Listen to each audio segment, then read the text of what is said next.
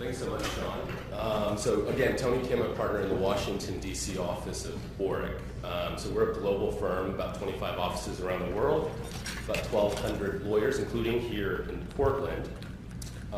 So I do get an opportunity sometimes to present in Eugene, Oregon, and when I flash this slide up, I get a little hoot and hollering, go Ducks, that kind of thing. And in full disclosure, I am from Eugene, Oregon, and a humongous Ducks fan. So, if you want to leave at this point, it's absolutely fine. Why am I here, right? I co-chair the global cybersecurity practice, and in this practice, what are we doing, right? We're working with C-suites, boards of directors, in-house counsel, CISOs, CIOs, et cetera, on sort of all facets of cybersecurity preparedness, whether that's board governance, incident response planning, vendor management, and the stuff that you were discussing in the prior session on cloud, employee training, et cetera, and of course, helping clients manage cyber attacks, breach incident response when that unfortunate event happens, more and more likely these days, right? On the other hand, on the privacy side, it's a little bit different, right? We're working usually with counsel, compliance folks, chief privacy officers, and we're talking about sort of the front end of the data collection, data flows, helping map who are we sharing it with, where are we storing, et cetera.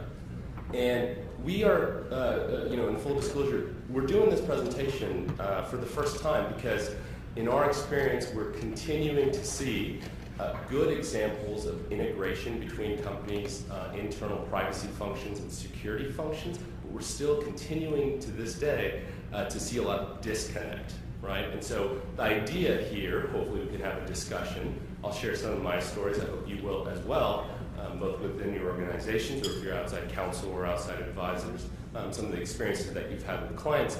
Can we drive any strategies at the seams of privacy and cyber? What do we really even mean by those terms?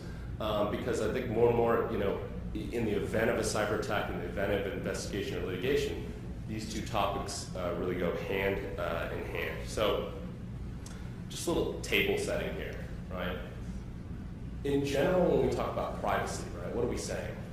Right? What are we talking about? Privacy, right? The claim of individuals to determine for themselves the sort of what, when, how of data, right? How is it collected and how is it processed? And by process, right, we mean used, stored, shared, transferred. I know you were just talking in the prior session about international data transfers and things like that. And again, we really think about this as a component of the front end of your overall data governance program. Cybersecurity is dealing with the administrative, physical, and technical safeguards, activities designed to identify threats, protect data assets, detect events, respond, obviously recover from compromises, right? Again, a little bit of table setting, what kind of data are we even talking about? Right? There's a whole sort of slew of data that we all collect, right, as part of any organization. We often talk about personal information, but what does that mean? Right? In the EU, you're talking about just about everything. In the US, depends on really what you are talking about. If you're a covered entity under HIPAA, you're talking about PHI. If you're a financial institution governed by Graham-Leach-Bliley, you're talking about non-public financial information. If you were a retail company, maybe you're talking more about what we think about traditional personal information. What about if you're talking about in the state breach notification context, right? We all know the different state definitions of personal information that triggers notice events. Subsumed within this idea of PI is financial information, health, medical again. Of course, in the US, we have things like COPPA and children's information. And then any data, even anonymous data and things like that. We'll talk about that in a second, but even anonymous data, marketing data, cookie data that's connected or linked up to the foregoing categories. When we're talking about privacy and cybersecurity together, we're also talking, right, about internal important information, crown jewel type information, right? Trade secrets, other intellectual property, legal stuff, M&A plans, et cetera. So that's sort of what we classify as protected types of data that we're interested in our organizations. Sources of that data, website visitors, customers, if you're a service provider, the customers of your customer. We've even had sort of the customer of your customer's customer, that sort of scenario.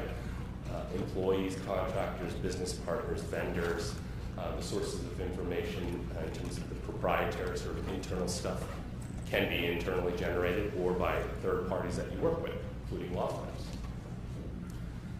A little bit more table setting. When we think about privacy law, clients ask, what is sort of privacy law in the US?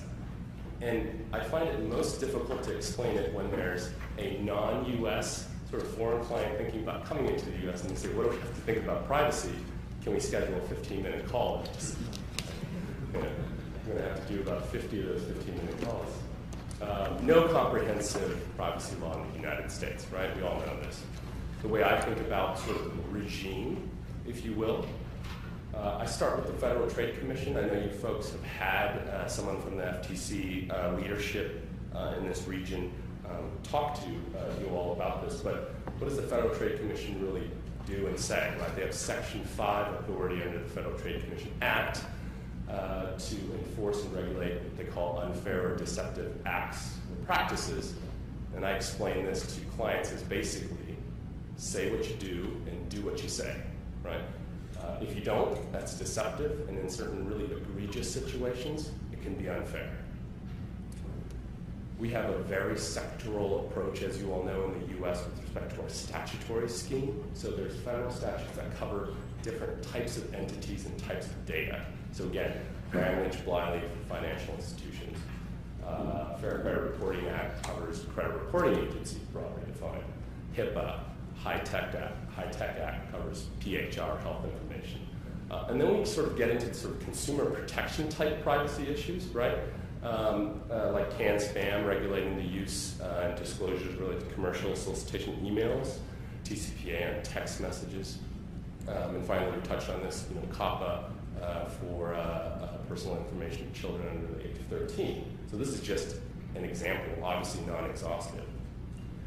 And we have sort of the state scheme, right? We have states, just about all of them have what we call little or baby FTC acts, consumer protection statutes that generally mirror what the feds are doing. But then a slew of specific, again, data-related privacy issues. California has legislation that governs what you can and can't do with Social Security numbers and how you have to protect them. There are state statutes that say you can't ask employees when you're evaluating them for their social media login credentials to do your due diligence. What are they saying on Facebook? Are they embarrassing themselves and they embarrass you? California shined a light bulb specifically about data sharing with third parties for direct marketing purposes, and so on and so forth. And then, of course, you take all of that, and we're in America, right? So we have sort of common law, judicial court decisions, as well as regulator enforcement consent decrees that also sort of shape how we're looking at privacy in general. And we have more industry guidelines, right, than you can shake a stick at: BBB, DAA, NAI, et cetera, et cetera. So it's this complex interplay. I guess I did that in less than 15 minutes, so I should tell my clients I can do it in less than 15 minutes. But that's sort of the patchwork approach to privacy law in the US. Okay, so cyber law's got to be better, but it's not, right? It's the same sort of patchwork approach. And again, when we're talking to clients, domestic and international, and we're trying to explain, what is cyber law in the United States? What does that require? And so you have to sort of take it in buckets, because again, we don't have a comprehensive regime here, right? We have laws that impose civil or criminal liability on the bad guys, right? Computer Fraud and Abuse Act, CFAA, that puts sort of wiretapping statutes and things like that here as well. You all probably saw the executive order that recently came out, now imposing the sanctions power of the United States on those outside of our borders that would be that are engaged in cyber terrorism. So there's that sort of liability imposition on the bad guys type rules. There's then a whole sector or section of rules that require us to implement security measures in certain situations, right? So this would be HIPAA has a security rule if you're a covered entity. Graham H. Biley, if you're a financial institution. Massachusetts is a famous sort of state that has actually delineated specific requirements. If you have personal information belonging to Massachusetts residents, there are prescribed sort of steps in terms of security that you have to take, things like access privilege control, encryption, things like that. You have to have a written information security program called a WISP. Nevada is a state where if you have information about Nevada residents, they've pretty much imported the payment card industry data security standards, PCI DSS, and so on and so forth. So again, you're sort of, if you have it on a map and you're thinking about what sort of security you might require to do by statute, it's a whole mix of different things, federal and state. Of course, we have then laws that require notification in the event of a breach, right? You probably have heard this 100 times. I'll just say again, the 47 state laws plus DC, Puerto Rico, Guam, Virgin Islands. I think the only states that don't have them now are Alabama, I always get this wrong, Alabama, New Mexico, and South Dakota. And lots of sort of legislative proposals to update these, but by and large, as you know, there's some common denominators across these various state rules on breach notification, but really important differences as well as to content of the notice, as to timing, as to who you have to notify, and even new sort of requirements coming into play, right? California says if you're going to provide credit monitoring, do it for 12 months. Connecticut just passed a law that's going to take effect, I think, July 2016, that says if their social security number is compromised, you have to provide credit monitoring or identity protection services. So navigating all those things is a challenge. I then sort of put into this category of cyber law framework your contractual duties. I think, again, you had a very nice discussion with the previous presenter around, in your contracts, there are going to be security-related implementation requirements as well as breach notification requirements. So not only do you have to deal with the sort of regulatory aspect and legislative aspect, but also contracts. And I'll tell you that in breach situations where you have clients or companies that are mainly B2B but have some B2C elements as well, and you've got like 1,500 negotiated contracts that aren't on a standard sort of MSA, I mean, we love those because we generate so many notes. It's really a challenge for the contracts team to sort of get a hold of that, right? Of course, again, just like in the privacy realm, we have regulator consent decrees, related sort of requirements that come out of that. You can kind of glean what regulators are looking at, whether it's a state AG or an FTC or an SEC for a publicly traded company. And then again, just like in privacy, we have so many regulator industry standards, guidelines, and frameworks, right? Everybody's heard of NIST, right? The NIST cybersecurity framework. There's ISO before it and after. FINRA, if you're a broker-dealer, has pretty extensive guidelines that are out now. And every sort of department, agency that you can possibly think of, right? The latest I saw, even the insurance commissioner groups in certain states are coming out with guidelines as well. Okay, so we talked about, what's privacy, what's cyber. We generally talk about the definitions around that, the types of data that are in play, and then sort of the legal landscape. And it's sort of all over the place, and you think, how do companies internally match those up, and like, what is the interplay? Because oftentimes, what we see is a little bit of a siloed effect, right? The Chief Information Security Officer, the CISO, generally reports into a CIO type function, and they're pretty technical, and they're worried about, guarding the boundaries, thinking about evolving threats, implementing what one client called Toys for Boys, which is, what's the latest sort of security toy that I can buy, plug in, and then I've done my job, right, kind of thing. On the privacy side, chief privacy officers often are in either the general counsel's office or a compliance function, sometimes reporting into the CIO, but you really see sort of a siloed effect with the privacy folks, again, worried about, what does my privacy policy say? What vendors are we working with? Who are we sharing information with? And the security folks not being in the loop, and vice versa. So again, I want to try this presentation and see if we can discuss the interplay that hopefully is rather obvious to us, and look at it and think about some strategies later on how to meld these two disciplines. So I just took a look at the Marriott downtown, this hotel. And if you look at the privacy policy, people work really hard on the privacy policy here, you can tell. They've done a really nice job. And when you look at the privacy policy, it has all the stuff that you usually think you would have. It has the types of personal information that they're collecting, how they're using it, interface with social media, disclosures of personal information when they say, that they'll disclose all the information that they got from us, right? When we register and got hotel rooms here. Technical information collection, cookies and IP addresses. They have children's privacy, marketing communications, opt-in, opt-out marketing. So this is the Marriott sort of pop-up following you around and saying, don't you want to come back and stay with us? And then they tuck in here, as every company does, a statement around security. And I've actually done this test or run this sort of experiment with just about all of my clients. And I say to the security folks and to the CISO, were you involved in drafting this section on security? And almost every time the answer is no, and why, what does it say, right? Here's what the Marriott one says. It says, we treat the personal information you provide to us as confidential and take reasonable steps. And usually, the security person said that sounds pretty good. Including standard industry safeguards. And that's when they start, saying, well, hold on, standard industry safeguards. Like what industry? Like standard in the security industry? Because that's totally different than standard maybe in the hospitality industry.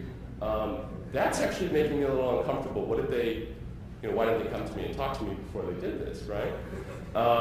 To protect your personal information from accidental deletion or loss and unauthorized access, disclosure, modification. And that's when we start talking about, well, do you have actually a robust incident detection system, an IDS system? Do you have a data loss prevention, DLP tool or solution, and things like that? And that's where things start to sort of fall off the rails in the sense that the security people feel like, well, holy crap, I haven't been involved in this discussion on the front end. We're making these representations publicly, which we'll later see can come back to haunt us. But we haven't sort of married up those two disciplines. Okay, so take a look at how the regulators sort of deal with this and how we see it over and over and over. And maybe it's stating the obvious, but it's something I think worthwhile discussing. Everybody's heard of the AT&T consent decree, yes? The big data breach consent decree, show of hands? $25 million? Yeah, great.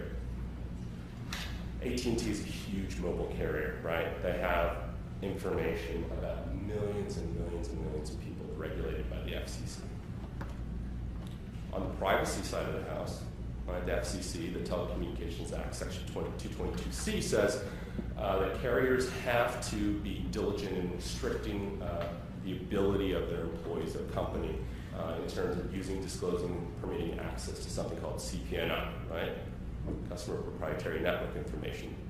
For lack of a better sort of definition, basically the interactions and your usage of the service and things related to your account. On the security side, the regs require, among other things, reasonable security measures and also notice of any breach of information to law enforcement, either ASAP or at least within 7 days. Well, here's what happened in AT&T, right?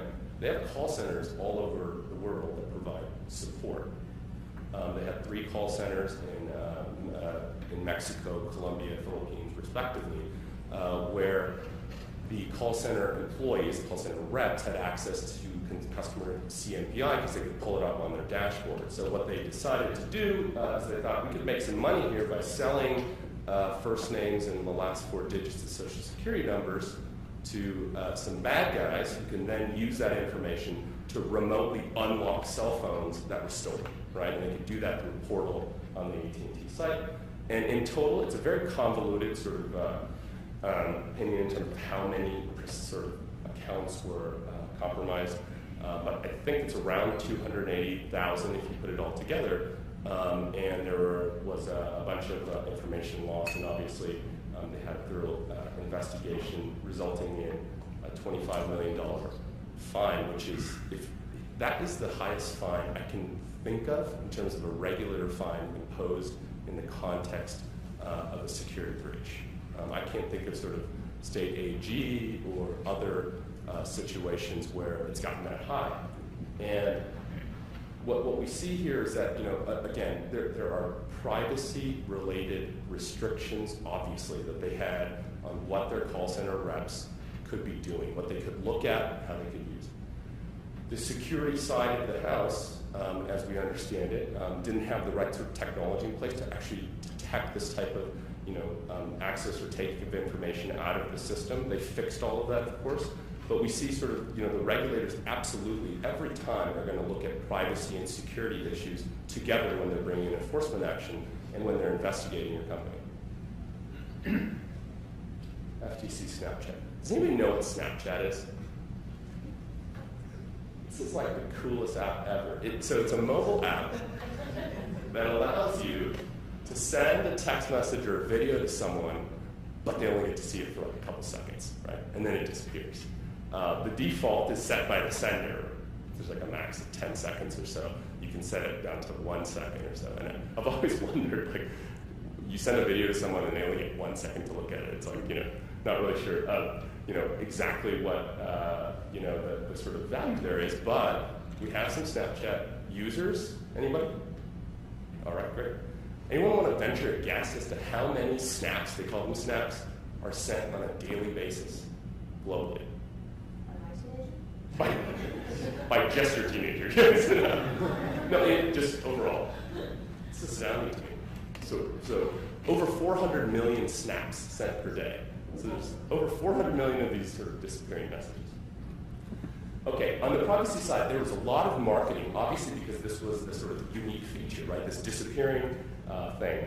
So there's tons of marketing on the website and promotions, and banner ads, et cetera, that the messages you sent, the snaps, would disappear forever, right? And it turned out that was absolutely not the case. There were like 3 different ways that you could preserve these messages. You could take a screenshot by repeatedly hitting the home button, and you could take a snapshot. It would go into your camera roll. They had a third-party app program. Like most apps, they had what's called an API, an application programming interface. To get third parties to build apps that sort of integrate in with Snapchat. If you got one of those third-party apps and logged in, the disappearing function was native to the original Snapchat app. So you had access to all the messages and all the videos, etc. You could also hook your phone up to a computer that would scan for the hidden files that you couldn't see, but it could scan and take those and download those, so you had access to them that way as well. Here's what they said about their security and their privacy policies in other places. They actually said, and this is sort of a toned-down version of it. They said they had best practices and reasonable security. They actually, in some of the marketing, said that they had the best security practices available in the marketplace today. Right? What happened? Messages, of course, were accessible, even if deleted. There were other claims around sort of deceptive things that they were doing, collecting certain types of data that they weren't telling consumers about. They also noticed that you could actually input, I could input your cell phone number into my app, and it would never check whether I was the owner of that cell phone number, so I could get all of your texts and chats disappearing, etc. Use the other tools to keep them for however long I wanted. And apparently there was a lot of inappropriate snaps going on. And I'll leave that to your imagination. But the hackers were able to use sort of this feature, Find Friend, and compile a database of something like 4.6 million usernames, mobile phone numbers, and very embarrassing messages and videos, photos, and things like that of various users. And as we know, what happens with the FTC, you get a nice sort of 20-year-long consent decree where you can't really make a move without informing them and getting approval, audits, assessment reports, make you spend a lot of money to comply. Legislators are also seeing this interplay between privacy and security, and they want to legislate to it. The Illinois AG, Lisa Madigan, is well known as a pretty aggressive enforcer on all things privacy and security related. She proposed legislation that is getting some traction in Illinois. And here's what it says, just sort of in part. On the privacy side, Attorney General Madigan wants companies to post privacy policies. That's cool. wants companies to identify how they handle personal information. That's fine. Including what they're calling consumer marketing information, which is basically online browsing history, search history, purchasing history, and profiles made on the foregoing. There's some exception that's sort of difficult to understand. If you have a direct relationship with the person, then it's not technically covered, although if you are obtaining this information from a third party, as a lot of companies do in sort of the network advertising context, then it is covered. Okay, so none of that was terribly earth-shattering. You have to use reasonable security measures to protect everything, including this consumer marketing information. But here was the part that really, really upset sort of everyone in Illinois and a bunch of companies that sent all sorts of letters and things to the state legislator in Illinois. The proposed legislation says that if that consumer marketing information, which we generally think about as almost sort of anonymous information related to people's purchasing history and things like that, if that gets breached or someone has access to it, and there's more than 250 Illinois residents involved, then you have to report to the AG. So I have several clients in Illinois, and when we talked to the security folks about this, they said, wow, this is bad, because I don't even know how to begin to address this, but this is an issue that that if the privacy folks who are working with vendors that do marketing don't tell me about, then I have no idea what data is in play and how to protect it. And it was sort of a eye-opener in the sense that they reformat, they reconfigured, I guess you will, the internal privacy and security teams to make sure that the chief privacy officer and the chief information security officer are always involved in everything together.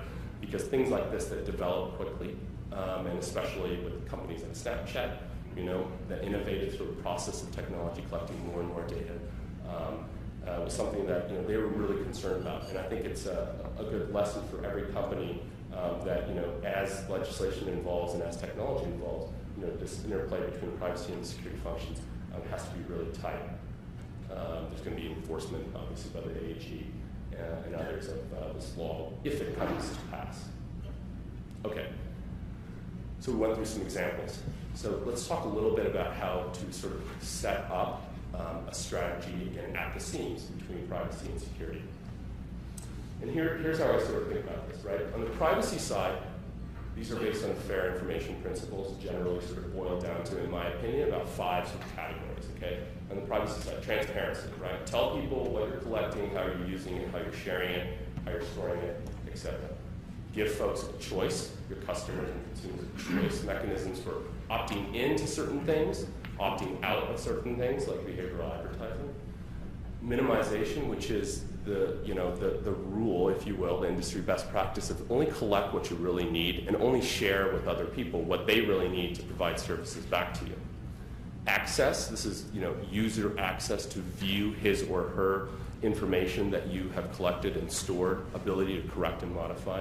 And finally, security, as we saw in the very first slide about the privacy policies, a key feature of the privacy frameworks. This is how I think most chief privacy officers or folks in that function are thinking about privacy by design, et cetera, when they're working with the company to develop products and services and to deploy them to the marketplace.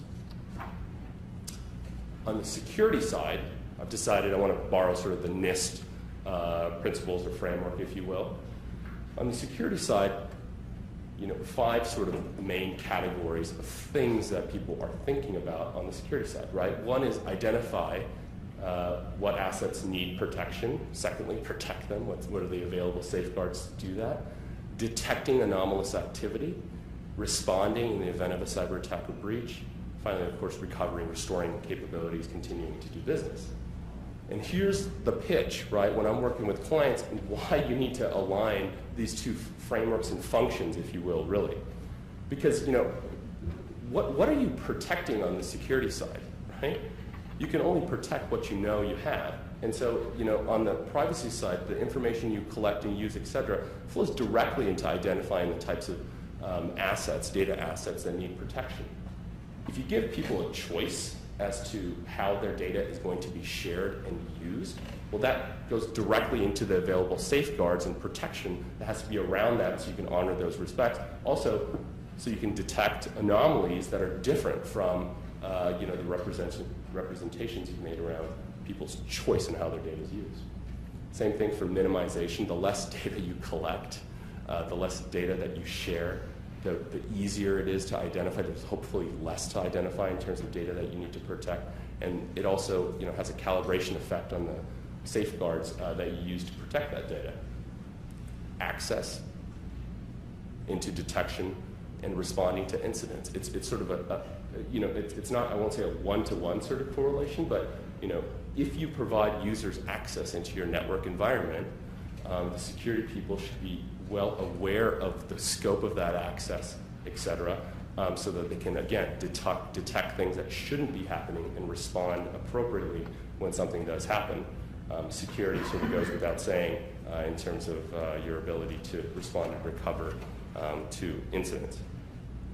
So we have 3 minutes, and so how do you sort of put this into practice on maybe 2 or 3 of the most important features of privacy and security rules and regulation? One is employee training. We see over and over companies spending lots of time on the privacy side of the house, training employees, marketing folks, customer service folks on, look, here are the authorized uses for data. And there's a policy written, there's training given. Here's how we're going to implement opt-in, opt-out choice, and here's the restrictions around that. Policy, training, sharing only with authorized third parties, making sure that the person who calls and says, I need this data, is who they say they are, except tons of training. All of that is for naught. All of that is for naught, right? When we know on the security side that sort of 90%, Chris Lovejoy of IBM tells me 90% or so of security breaches have a human element of negligence. So we're training people on all these nice things that we're saying to consumers and to customers and doing written policies and training. But we're not focusing on the fact that those same people fall prey to social engineering, phishing all the time, right? And if you read the Verizon reports, the statistics are sort of alarming, right? 23% of people that get a phishing email, everybody knows what a phishing email is, yes? Will open it, about 11%, 1 in 10 click on the attachment. If I did a campaign right now and sent out 10 phishing emails in your organization, I have a greater than 90% chance that one of those people will fail and give me the goods. And it takes around a median time of 82 seconds between sort of the first phishing email being clicked by the time it's sent. Like, you have no time. It's too late, right? It's too late. And so, when we talk to clients about, this sort of framework on the privacy and security side and what you're doing on training, it's almost like we want to weight it completely to the security side because, again, everything that we're saying on the privacy side and these great things that we're saying on the online privacy policies, do you think phishing training or targeted training, repeat training is actually an industry standard safeguard? It doesn't matter what standard it is, right? It's a necessary safeguard that you have to implement. Just a quick story here, which I think sort of encapsulates this point. We did a phishing exercise with a really large company. We sent out 500 phishing emails. And it was sort of a spoofed email, looked kind of funky, wasn't coming from the right email address, but it was dressed up pretty nicely, had a link, and it was coming from the HR department on behalf of the company leadership that we were going to buy iPads for everybody because we think it'll enhance productivity and you can use it for your personal purposes, etc. All you have to do is click on this link, enter your network username and password and your social security number so that we can just process this for you, right? So this iPad offer went out. A lot of people loved it. Some people, obviously the majority of people thought it was a total fake and disregarded it. The head of marketing, who was in charge of doing privacy stuff and doing the privacy policy and working on that thing, entered his username and password and looked like started to enter his social security number, but then thought better of it, emailed the HR department and said, I really hate Apple, so is there any way I could get a Microsoft Surface tablet? We were like, no, that's not the point.